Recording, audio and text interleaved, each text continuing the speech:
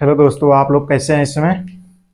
तो बहुत दिनों के बाद जो है कि आज एक छोटा सा वीडियो है कि इतिहास से रिलेटेड है।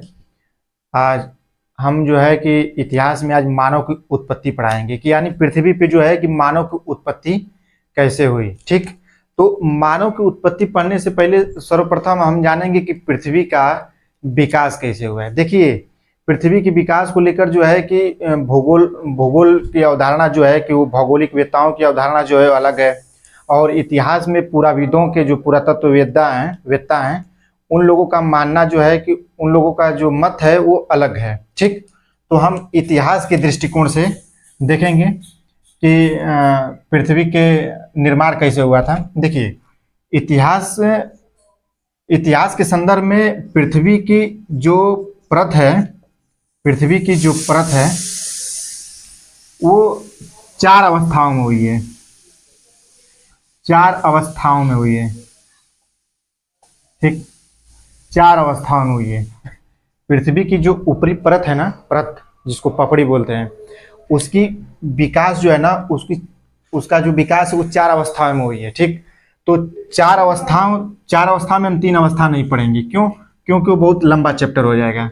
देखिए, चौथी चौथी और अंतिम अवस्था। चौथी और अंतिम अवस्था। देखिए, चौथी और अंतिम अवस्था इसलिए पढ़ रहे हैं हम लोग क्योंकि इसी चौथी और अंतिम अवस्था से ही पृथ्वी पे मानव के उद्विकास का प्रारंभ हुआ था। ठीक है, तो चौथी और अंतिम अवस्था को पुरातत्ववेत्ताओं ने क्या कहा? चतुर्थकी कहा है। चतुर्थकी कहा है। ठीक, चतुर्थकी कहा है, यानी जो चौथा अवस्था है उसको चतुर्थकी कहा है। ठीक, तो जो चतुर्थकी है ये दो भागों में है। चतुर्थकी जो है ये दो भागों में है। इसकी पहला भाग क्या है?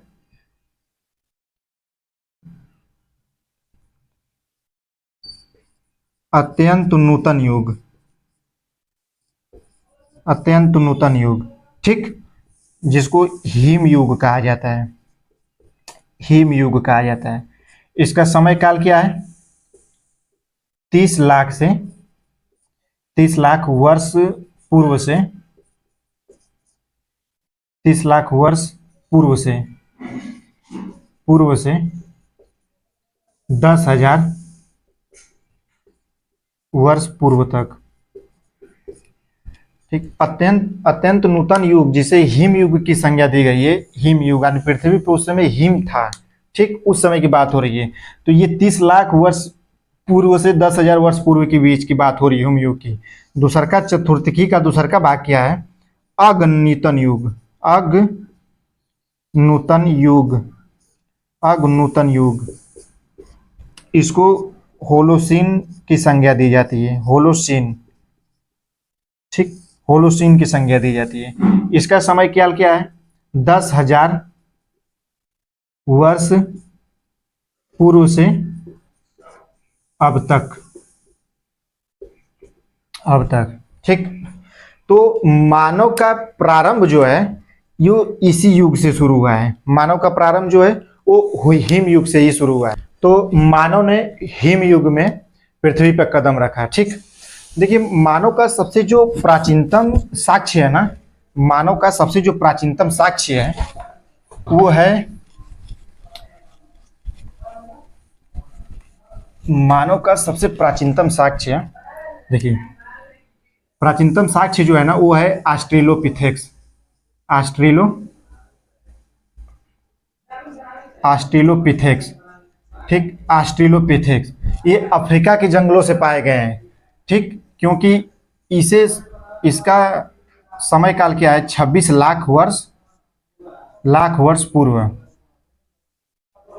26 लाख वर्ष पूर्व इसका समय काल माना गया। ठीक, मानव का सबसे प्राचीनतम जीवाश्म जो है ऑस्ट्रेलोपिथेक्स का पाया गया, अफ्रीका के जंगलों में पाया गया है। भारत में जो है कि भारत में मानव का सर्वप्रथम जीवाश्म कहाँ पाया गया है? ठीक, भारत में मानव का सर्वप्रथम जीवाश्म जो है वो मध्य प्रदेश के होशंगाबाद जिले में हथनौरा, हथनौरा से 5 दिसंबर 1982 को, 5 दिसंबर 1982 को अरुण सोनकिया ने कहाँ, हथनौरा, ये हथनौरा कहाँ है, होशंगाबाद जिले में, नर्मदा नदी घाटी के मध्य, नर्मदा नदी घाटी के मध्य अरुण सोनकिया ने हथनौरा से भारत में सर्वप्रथम मानव का जीवाश्म पाया। ठीक, और मानव का जीवाश्म खोजा तो वो जीवाश्म क्या था, मानव का कौन सा अंग था, तो मानव की खोपड़ी थी, मानव की खोपड़ी थी। ठीक, ऐसा माना जाता है कि ये जो मानव था ना, ये मानव जो था, ये जो हथनौरा से मिला है, ये 15 लाख वर्ष पूर्व होमो इरेक्टस की प्रजाति है। ये होमो इरेक्टस की प्रजाति है, होमो इरेक्टस, जिसे जावा मानव भी कहते हैं, जावा मानव भी कहते हैं। क्या हुआ था कि मानव की विकास को लेकर एक यूरोपीय पुराविद थे, उनका नाम था चार्ल्स डार्विन की एक पुस्तक है, चार्ल्स डार्विन की एक पुस्तक है, origin of species, origin of species. ठीक, इस पुस्तक जो है कि 1859 में प्रकाशित हुई थी, 24 नवंबर 1859 में प्रकाशित हुई थी ये। तो ये चार्ल्स डार्विन जो है ना, ये सर्वप्रथम मानव यानी जैव उद्विकास से रिलेटेड जो है कि अपना मत जो है कि ओरिजिन ऑफ स्पीसीज में दिए। ये प्रकाशित पुस्तक जो है कि 1859 में हुई। इसके बाद क्या हुआ कि जो मानव की विकास की उत्पत्ति है उससे संबंधित चर्चाएं चलना शुरू हो गई। तो ये पहली पुस्तक है जैव उद्विकास की। ठीक, अब इसके बाद क्या हुआ कि 1871 में चार्ल्स डार्विन ने एक पुस्तक लिखी, द सेट मैन। इनकी पुस्तक 1871 में प्रकाशित हुई और इस पुस्तक में इन्होंने मानव की उत्पत्ति में इन्होंने क्या लिखा कि जो लंगूर हैं जो, इनको ही आदि मानव का पूर्वज बताया है, आदि मानव का पूर्वज लंगूर को बताया है। देखिए कहा जाता है कि पृथ्वी का विकास जो है वो 4.8 अरब वर्ष पूर्व हुआ था। मानव की जो जीवों की उत्पत्ति है वो 3.5 करोड़ वर्ष पूर्व हुई है। ठीक, तो इसमें क्या थे, लंगूर, बंदर, छछूंदर। ठीक, तो इन्हीं लंगूर, बंदर और छछूंदर को ही प्राइमेट की संज्ञा दी गई है, प्राइमेट। ठीक, इनके हिसाब से, चार्ल्स डार्विन के हिसाब से तो लंगूर को ही आदि मानव को कहे, इन्हीं को प्राइमेट कहा गया। ठीक है, तो अधिकांश मानव वैज्ञानिक जो हैं, देखिए एक कमी है इसमें, ये द सेट ऑफ मैन है, ये पुस्तक का नाम जो है सेट ऑफ मैन है। देखिए अधिकांश जो मानव वैज्ञानिक हैं इनकी बात को सहमत नहीं करते हैं कि लंगूर से हुआ है। ठीक, वो लोग क्या करते हैं, वो लोग कपी को मानते हैं, वो लोग कपी, बंदर,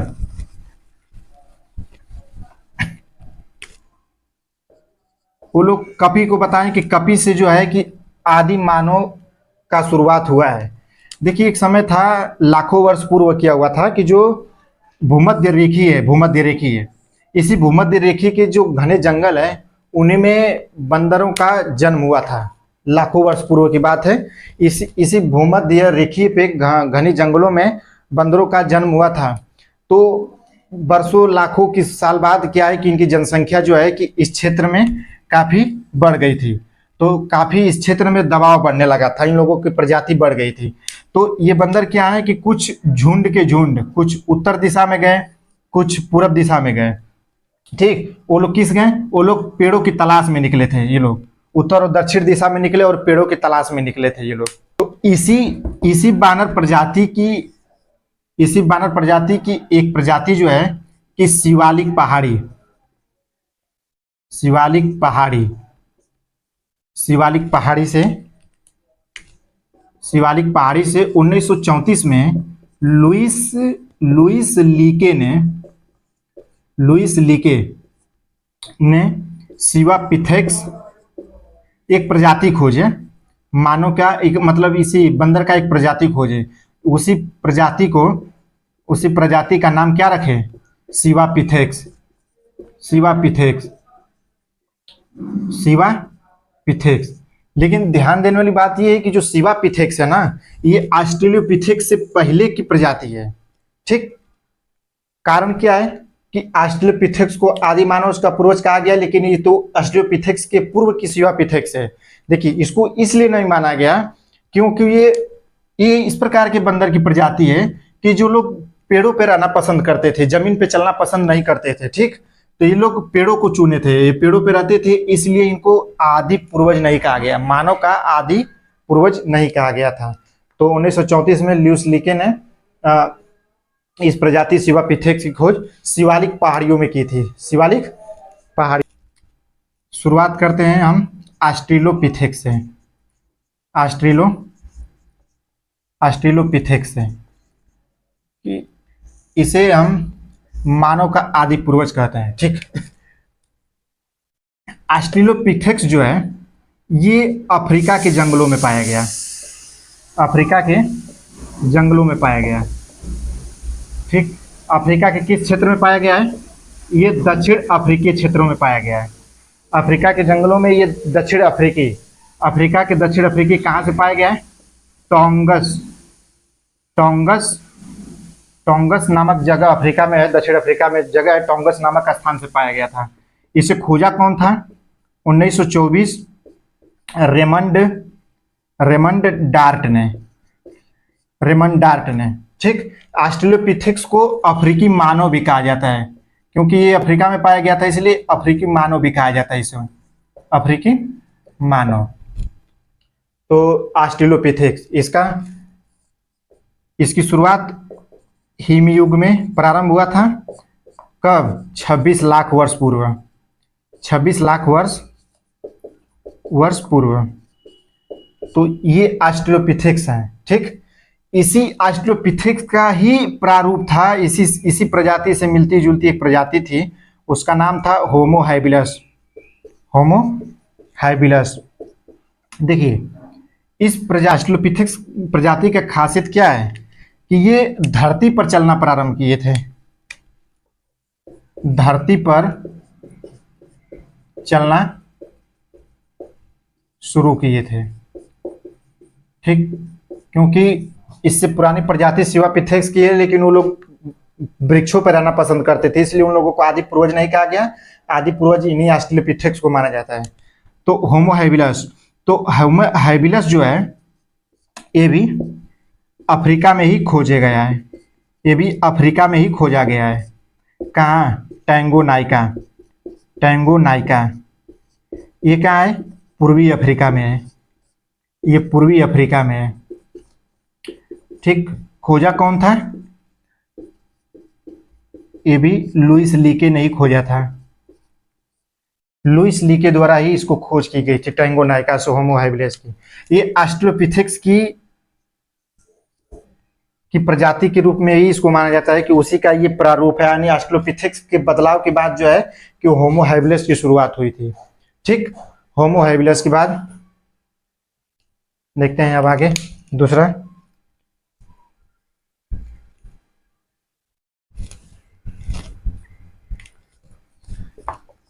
है होमो इरेक्टस। देखिए, होमो इरेक्टस जो प्रजाति है ना, सर्वप्रथम देखिए होमो इरेक्टस को जावा मानव भी कहते हैं। जावा मानव इसलिए कहा जाता है क्योंकि ये इंडोनेशिया से खोजा गया है, ये इंडोनेशिया से खोजा गया है। इंडोनेशिया कहाँ, जावा नदी जावा नदी के किनारे एक स्थान था त्रिनील, त्रिनील से खोजा गया। ठीक, त्रिनील कौन खोजा था? 1891 में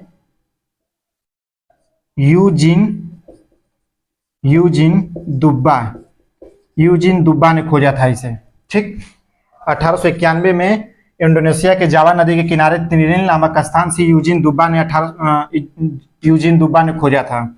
देखिए इसकी खासियत क्या है, ये देखिए ऑस्ट्रेलोपिथेक्स तो धरती पर चलना प्रारंभ किया, ये सीधे सीधे और खड़े होकर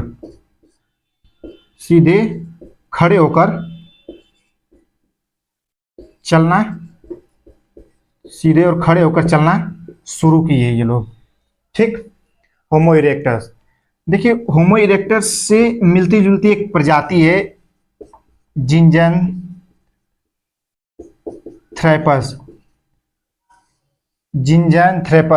एक प्रजाति है, जिंजैंथ्रेपस प्रजाति। ऐसा कहा जाता है कि ये होमो इरेक्टस का ही रूप है ये। ठीक, इसकी खासियत क्या है कि ये पाषाण औजार जो है, पाषाण औजार बनाना शुरू किए थे ये जिंजैंथ्रेपस प्रजाति जो है कि पाषाण औजार बनाना ये लोग शुरू किए थे।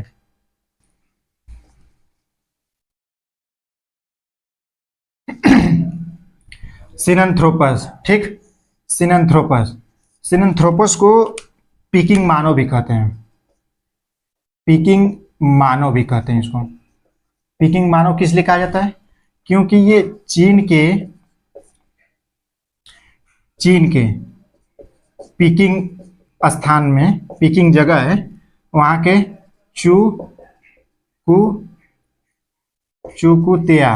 चुकुतिया एक गुफा है, इसी गुफा से इसको खोजा गया है। ठीक है, चुकुतिया गुफा है, इसी गुफा से खोजा गया है। कब खोजा गया था? 1927।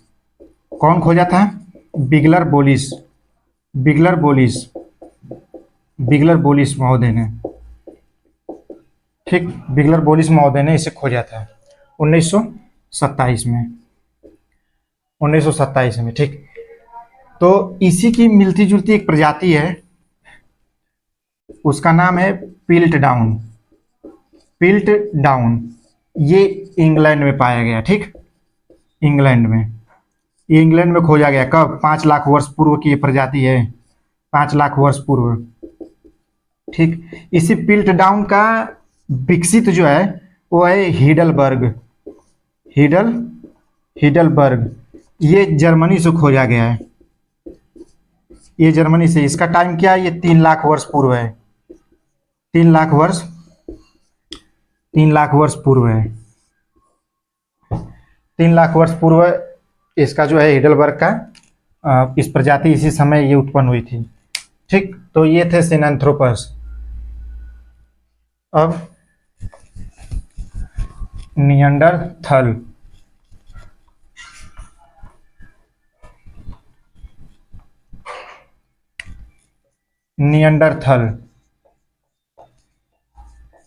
निएंडरथल का खोज किसने किया था? 1856 में चार्ल्स डार्विन ने। ठीक, चार्ल्स डार्विन ने जर्मनी के निएंडर घाटी के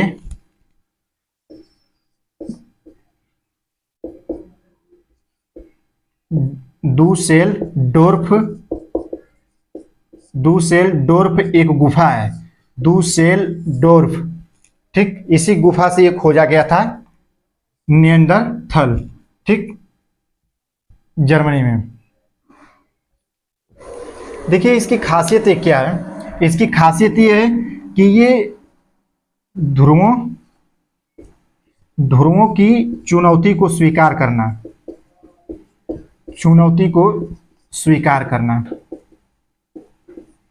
इनकी खासियत ये कि सर्वप्रथम ध्रुवों की चुनौती को इन्होंने ही स्वीकार किया था। ठीक, क्योंकि जितनी भी प्रजातियां रही हैं ये सब जो है कि भूमध्य रेखा के अगल बगल रहकर ये लोग उष्णकटिबंधीय क्षेत्रों में रहे हैं, तो ध्रुवों पे ठंड पड़ती है। तो इन क्षेत्रों की चुनौतियों को स्वीकार सर्वप्रथम निएंडरथल के मानव ने ही किया था। मानव प्रजातियों में आधुनिक मानव का जो पूर्वज कहा जाता है उसे कहा जाता है होमोसेपियंस।